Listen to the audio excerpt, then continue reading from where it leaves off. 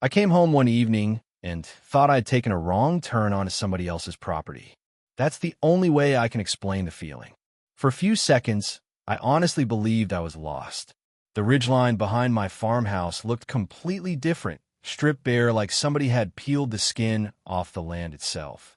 Then I saw the stumps, hundreds of fresh stumps, bright and raw under the setting sun, and I realized I wasn't lost at all. Someone had cut down my forest. 40 years of growth, 40 years of memories, gone in a single afternoon. What makes this story even crazier is that the people responsible weren't some reckless teenagers or illegal loggers sneaking at night. They were developers building luxury homes on the hill above me, and they thought they could buy their way out of anything. For a while, maybe they even believed they had won. But by the time everything was over, the view they destroyed ended up costing them millions of dollars, and every person driving through our valley still talks about it to this day. My name is Ethan Mercer, and for most of my life, I lived quietly on a piece of land in northern Idaho that had been in my family longer than anyone could remember. It wasn't a fancy property. No gates, no fountains, no million-dollar landscaping. Just a small farmhouse, a weathered red barn, and a long ridge covered with cedar and pine trees that my grandfather and I planted when I was 10 years old. I can still remember carrying those little saplings in a rusty wheelbarrow while my grandfather walked ahead with a shovel over his shoulder. Back then, the trees barely reached my waist. He used to tell me that planting trees was an act of faith because you spend years taking care of something you'll never fully enjoy yourself. At 10 years old, I thought that sounded ridiculous. At 50, I finally understood exactly what he meant. Those trees became part of the landscape and part of my life. They blocked the harsh winter winds that rolled across the valley every year. Their roots held the hillside together during heavy storms. They gave me privacy when the world started changing around us. Most importantly, they reminded me of my grandfather every single day. He passed away nearly 20 years ago, but every time I looked up at that ridge, it felt like a piece of him was still standing there. For a long time, nothing much happened around our valley. A few new families moved in here and there, but overall things stayed quiet. Then money arrived. It always starts the same way. Somebody discovers a beautiful place, investors follow, and before long, every hilltop becomes an opportunity. About 3 years before everything happened, a development company purchased the land directly above my property. At first, I didn't think much of it. People have a right to build on their land. That's America. But then the construction crews arrived. Massive earth movers carved roads into the hillside. Survey stakes appeared everywhere. Giant signs went up along the highway advertising luxury lakeside estates with uninterrupted panoramic views. Every time I drove past those signs, I found myself laughing. Uninterrupted views of what exactly? Half their lots looked directly into my timber ridge. Apparently somebody else noticed that problem too. One afternoon, I was repairing a fence near my driveway when a black luxury SUV rolled onto my property. A woman stepped out wearing spotless work boots that had clearly never touched actual dirt. She introduced herself as Vanessa Hartwell, project manager for Summit Crest Development. She smiled the kind of smile people learn in expensive business seminars.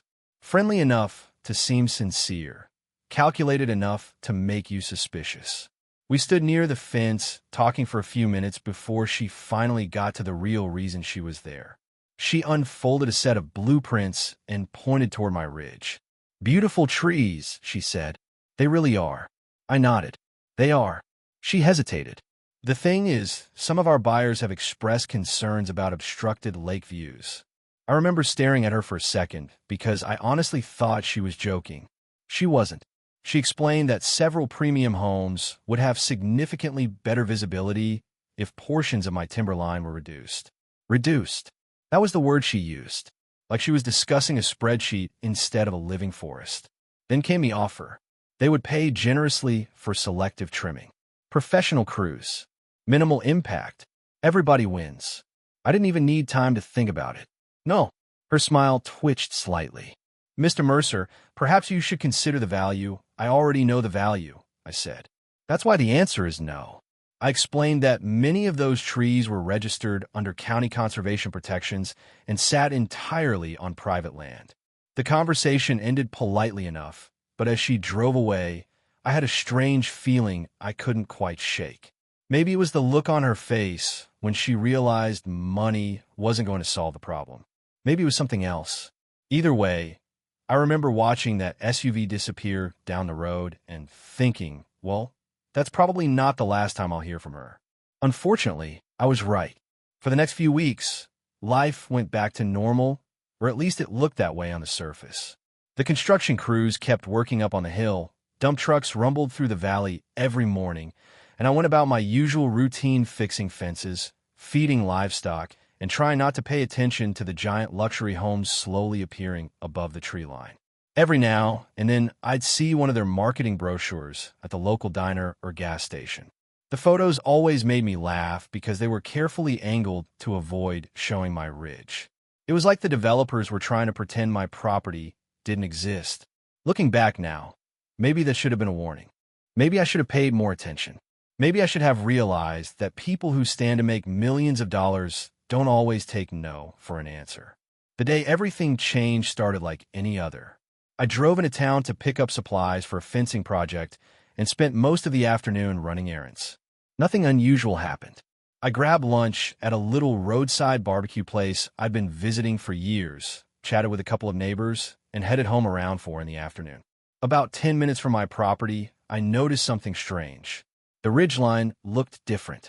At first, I couldn't figure out why. Then my stomach dropped. The trees were gone. Not shorter. Not trimmed. Gone. I slammed on the brakes, so hard gravel sprayed across the road. From where I sat, I could see open sky where a forest had stood that morning. I remember gripping the steering wheel and feeling my heart pounding because my brain simply refused to accept what my eyes were seeing. When I finally reached my property, the reality was even worse. Huge cedar trunks were stacked beside the dirt access road.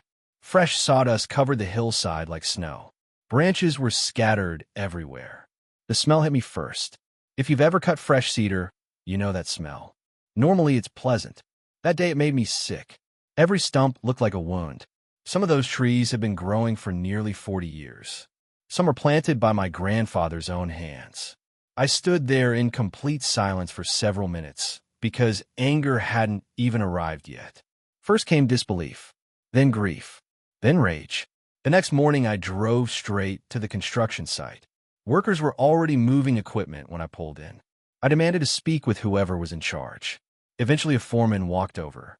He looked nervous before I even opened my mouth, which told me he already knew why I was there. Who authorized cutting those trees? I asked. He shifted uncomfortably. We were informed they were inside the development boundary. By who? He hesitated. Management. That answer wasn't good enough.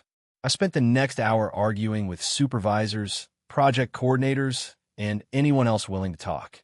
Every explanation sounded different, but they all led to the same conclusion. Somebody had decided the trees belonged to them. The problem was I knew they didn't. Decades earlier, my grandfather had surveyed that property line himself with a licensed surveyor. He'd show me the steel markers when I was a kid. We used to check them every few years after storms. Unless the entire mountain had somehow shifted overnight, those trees were absolutely on my land. So I hired my own surveyor. His name was Walter Briggs, an old-school professional with 40 years of experience and absolutely no patience for nonsense. 2 days later, he arrived with equipment that looked sophisticated enough to launch a satellite. I followed him around the ridge while he worked. He barely spoke for hours.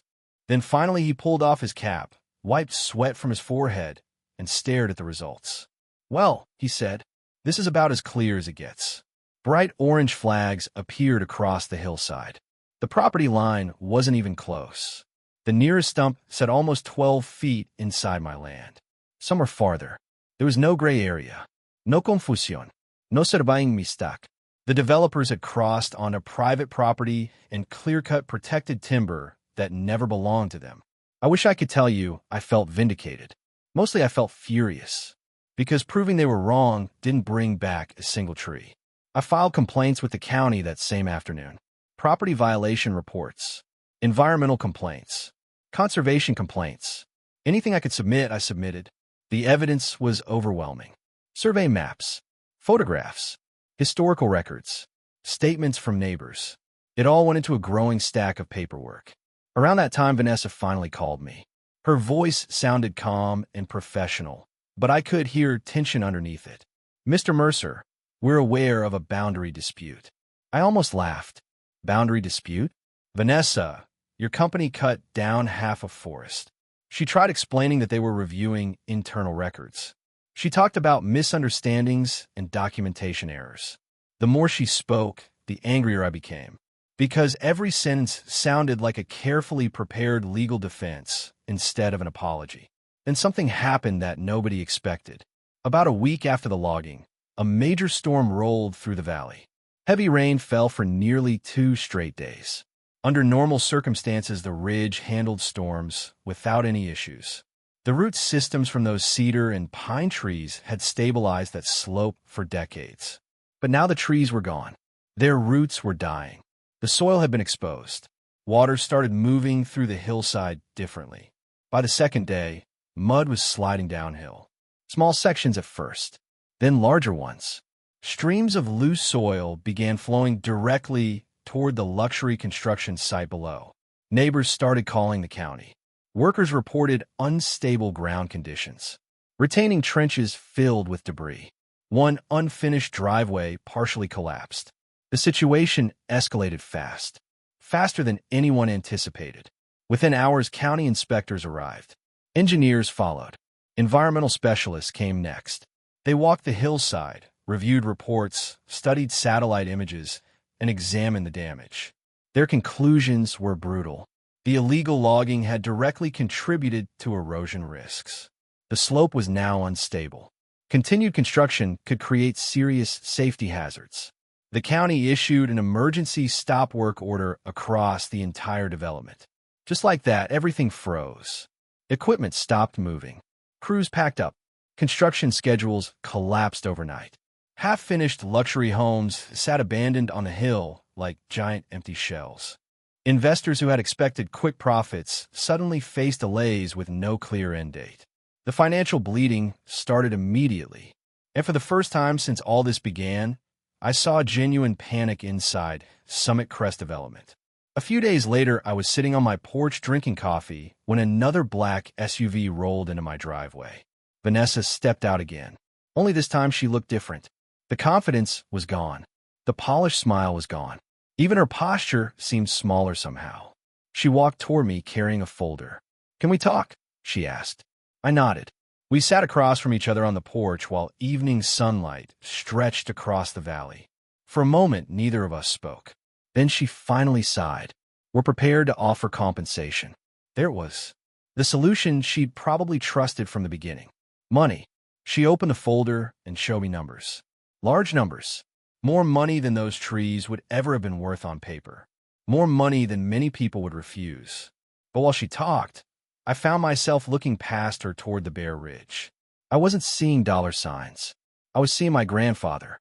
I was seeing 40 years. I was seeing something that couldn't simply be replaced by a check. When she finished, I closed the folder and slid it back across the table. "I'm not interested." She stared at me. "Then what do you want?" I looked directly at her. "Honestly," I said, "at this point, I don't think you've figured that out yet." And that was the moment everything changed, because while Summit Crest was desperately trying to stop the damage, I had just received approval for something that would turn their entire business model upside down. The approval came from the county less than 48 hours after Vanessa left my porch.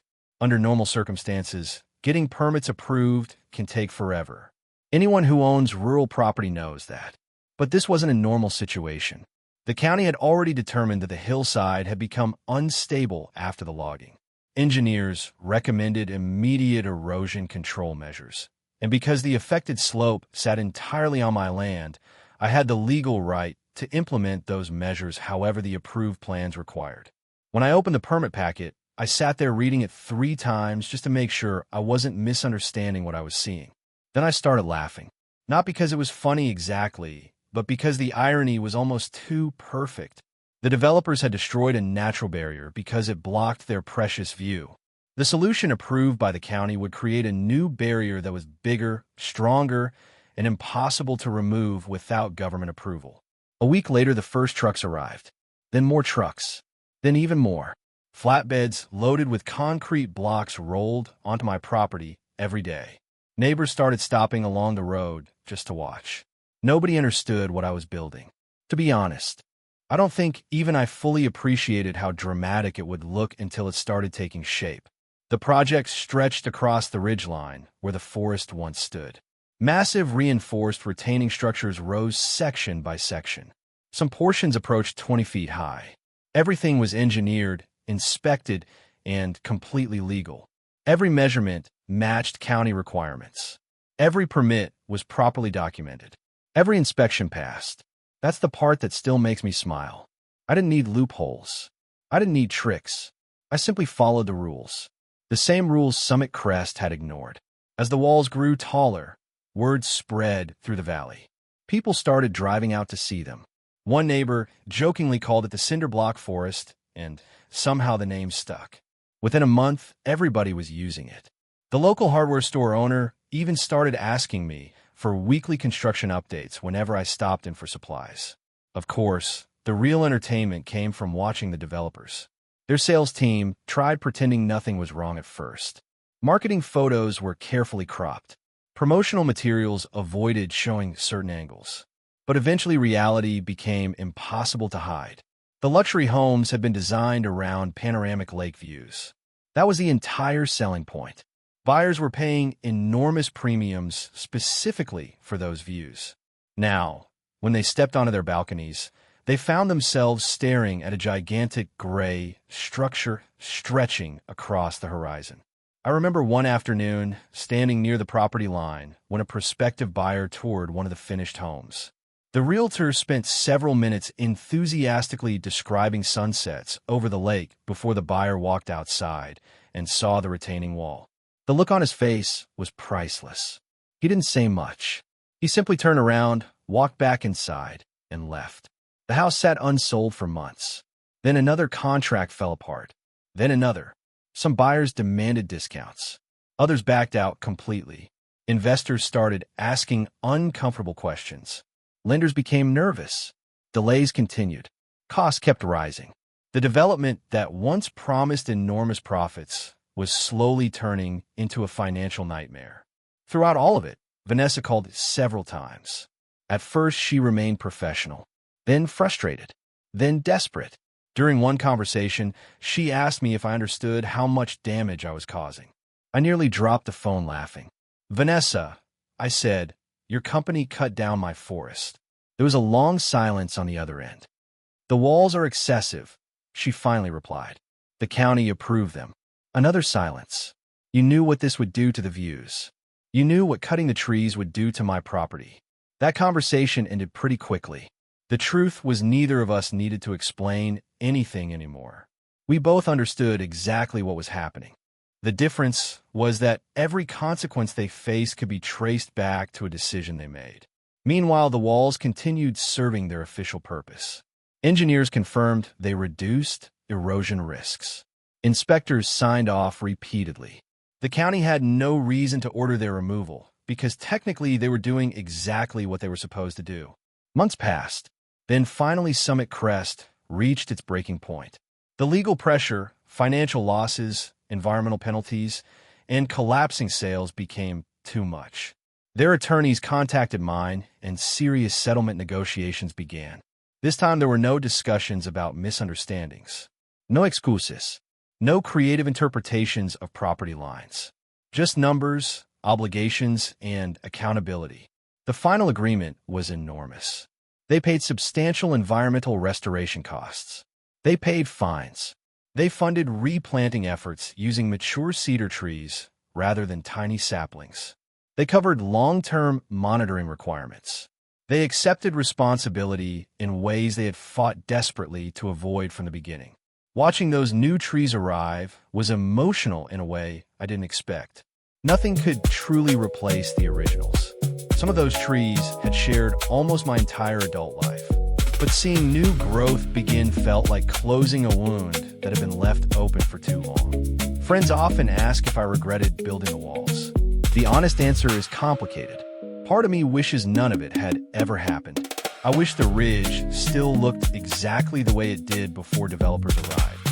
I wish my grandfather's trees were still standing where he planted them. But that's not the world we got. We got this one. The one where somebody decided profit mattered more than respect. The one where a company looked at 40 years of history and saw an obstacle instead of something worth preserving.